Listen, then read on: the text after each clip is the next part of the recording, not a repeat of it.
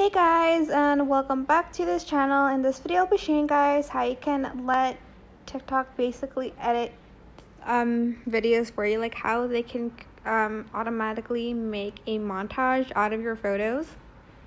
So select photos, and instead of pressing next, you are just going to select the auto cut button, and it's going to basically create a montage for you like that. You can also add in the sound here if you want to, of course, like this one for instance, and then that's it. You can just press next and you can then just upload it.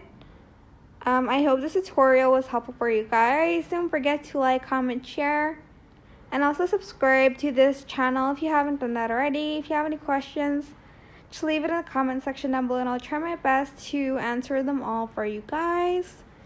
And if you found this video helpful, please click the thanks button above the description box down below. Thank you so much for watching. Bye.